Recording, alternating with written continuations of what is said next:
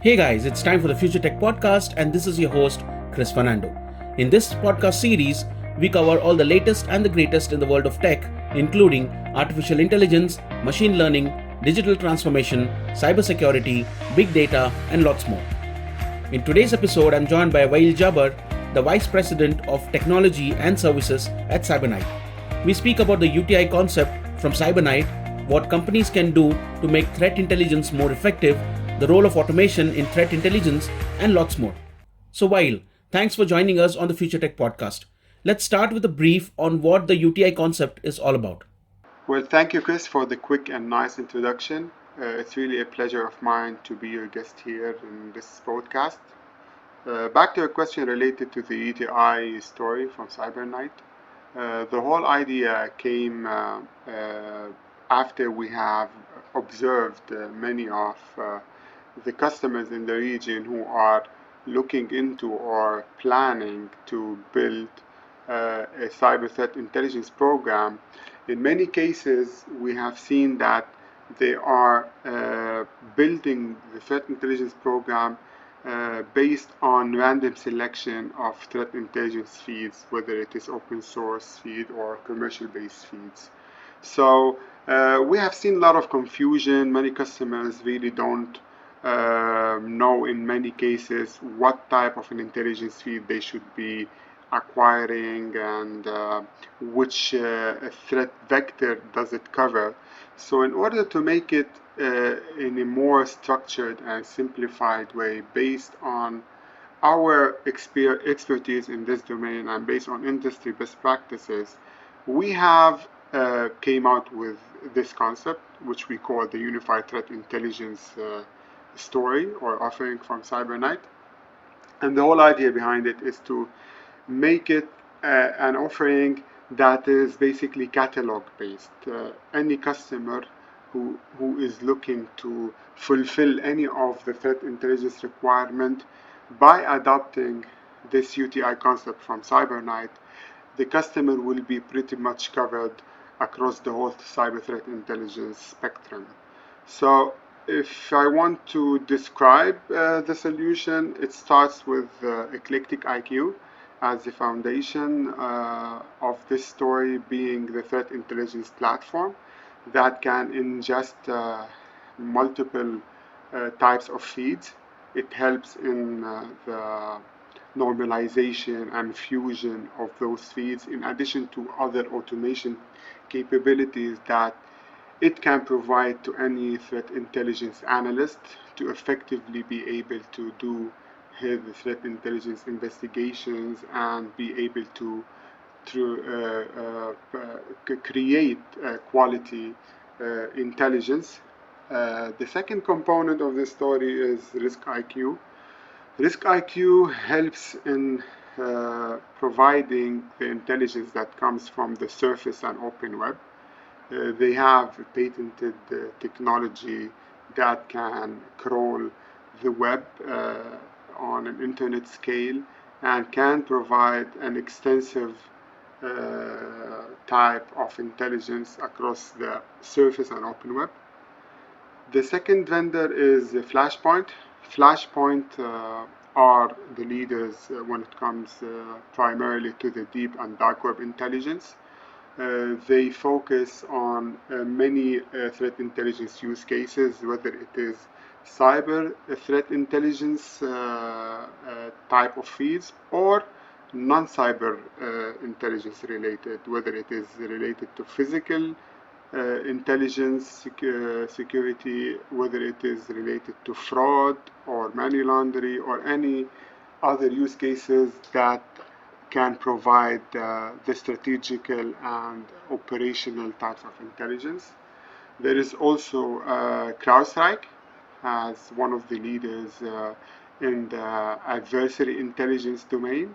CrowdStrike can help in providing the feeds that can really help customers understand the threat actors and their modus operandi and what kind of techniques, tools, and procedures they do, and be able to attribute most of the incidents they see to those threat actors.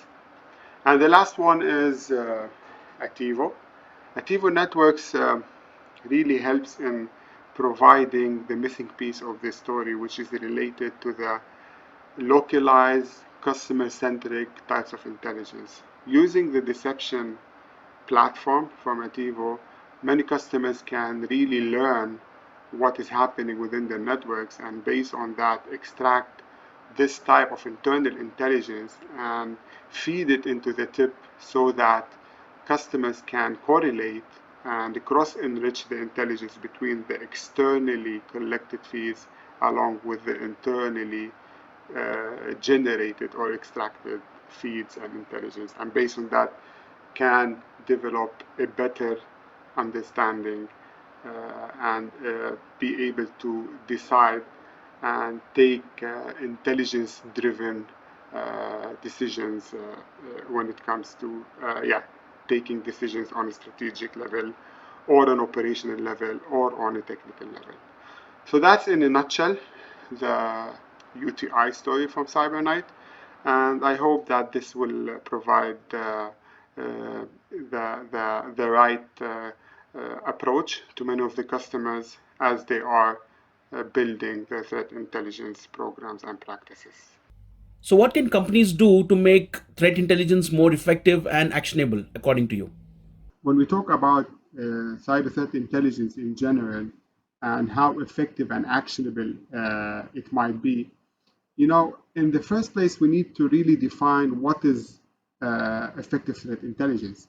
So when we say there is an effective threat intelligence, this means that in the first place, we need to clearly understand the business risks of an organization and what kind of a risk this organization is exposed to, and how this collected intelligence will help in reducing the uncertainty that the organization might face as it is dealing or as they are dealing with such a risk. Okay, so cyber threat intelligence, especially if organizations are looking into building an effective cyber threat intelligence program, they should be thoughtfully considering how they should be selecting the threat intelligence feed, and then definitely how they should be collecting it and processing it. And the most important aspect is how to produce effective intelligence, because having effective intelligence of equality, this will definitely aid and help an organization to benefit from this kind of an intelligence to make the right decisions, whether it is on strategic level, operational level, or technical or tactical level. Okay, so actionable and effective threat intelligence, as I said, should be relevant to the organization. It should be aligned with the corporate business requirements and the strategy of the stakeholders. And the most important thing is basically to be aligned with the threat profile of the organization. So when we talk about the threat profile, it revolves around knowing the threat landscape that the organization is encountering. For example, also the potential threat actors that are after the organization, and what are they in terms of campaigns that might be targeting the organization. So to wrap it up, once the CTI strategy of the corporate is defined and set in place, then the company's threat profile can be defined based on the strategy. And the last part, which is actually where many of the customers are focusing on instead of focusing on the latter two ones, is basically the selection and collection of intelligence feeds. Okay, but this should come at the later stages of the CTI program. So once this is done, okay, definitely we can ensure that the consumption and production of the intelligence feed are more actionable and more efficient to the business requirements and corporate strategy. So, what sort of role does automation play in threat intelligence? Yeah, so automation is definitely a very crucial part of any threat intelligence practice, especially in the modern, threat landscape that we are facing, with the sheer amount of incidents that the SOC analysts or the threat intelligence analysts are facing on a daily basis. It is at the moment really quite impossible to not having any kind of an automation to help in minimizing the false alerts and to really make sure that the analyst is not missing out on anything important. Okay, so automation could definitely benefit and help the threat intelligence analyst to focus on specific threats and help in reducing the time spent during their investigations as they are investigating certain incident, as they are collecting the right context of incident, help doing some sort of a triaging of a certain incident, investigating and uh, adding context and cross correlating all of those intelligence pieces collected. All of those kind of processes could be somehow automated. However, still the human plays a huge factor in that. We cannot solely depend on the automation algorithm to do all the job for us, because in the end, the hackers, they are aware that the security defenders are using automation and AI in their security capabilities. So always the algorithm has a bias, and this bias could be definitely manipulated by any hacker. So if there is no human assessing and monitoring how this algorithm is working and make sure that it is taught in the right way to be able to extract and process the right intelligence in the right manner, then depending solely on automation, we might fall into the risk of really having or getting this kind of automation algorithm skewed or manipulated by a hacker. So that's why it is very crucial to have automation, but it's not only automation on its own, it's definitely the human that is driving this automation. So the combo of the human analyst driving and teaching this automation algorithm is the right approach as we consider automation in our threat intelligence program. How do you think has incident response evolved with threat intelligence these days? Yeah, so I'm not quite sure if I've got your question right. So when you say incident response, I'm probably assuming that you refer to the detection and response capabilities. And definitely there is some sort of an evolution happening, and there is a direct correlation between the detection and response and the threat intelligence.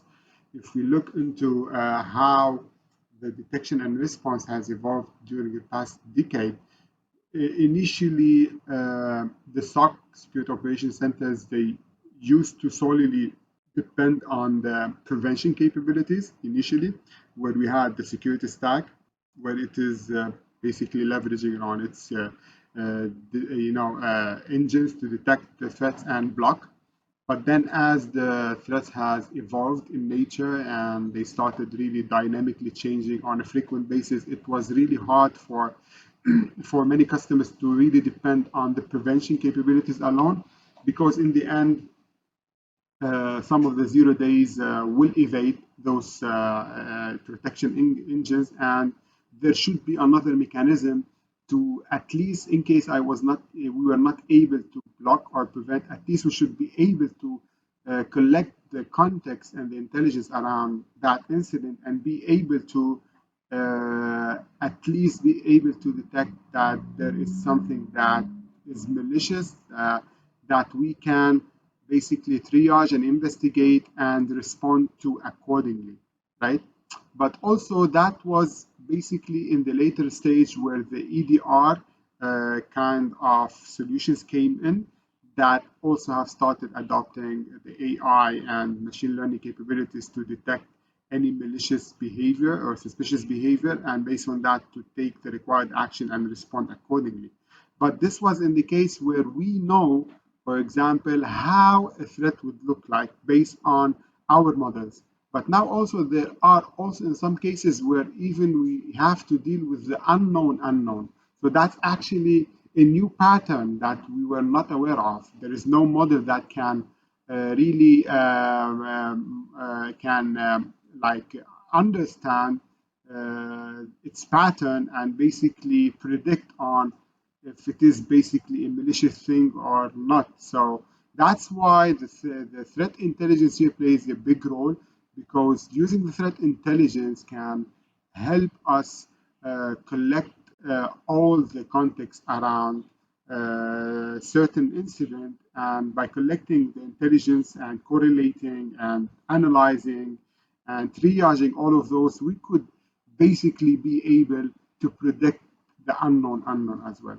So now if you look into how a high maturity SOC model would work, you would definitely have a CTI practice along with the SOC, along with the incident response, as compared to the previous ones, which were solely depending on the SOC as a practice and the incident response as a standalone practice. Now, definitely the threat intelligence led kind of an incident response is the new norm, and it's going to be starting to really get more traction and adoption in the market. What sort of advice can you give to CISOs who don't feel that an investment in effective threat intelligence is necessary?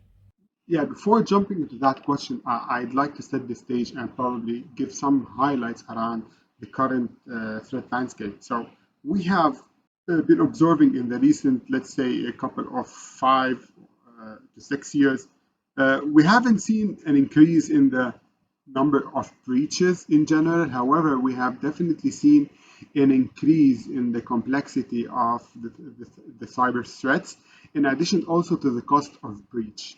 And if we look into that, we can also observe that there is a scourge and an immense increase in the cyber espionage and cyber warfare.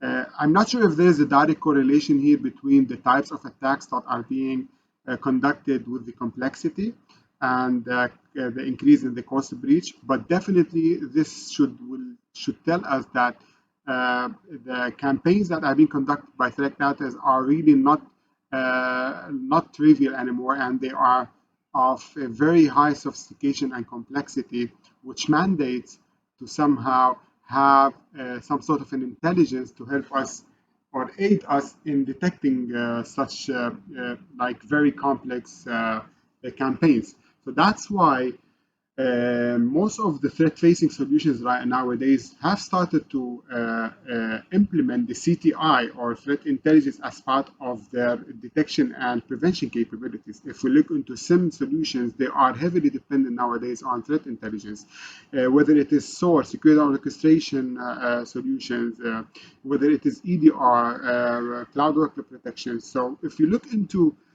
all the security, cybersecurity practices, whether it is security operations or incident response or threat hunting or vulnerability and patch management, fraud prevention, all of those are heavily depending on threat intelligence nowadays. And that's why threat intelligence is now, threat intelligence-led cybersecurity is becoming the new norm. And there are really a huge benefit out of the adoption of threat intelligence. It helps in better threat identification. It would definitely help in better prioritization of most critical threats. It can help and aid in taking better strategic, strategic decisions to help prioritizing certain security investment.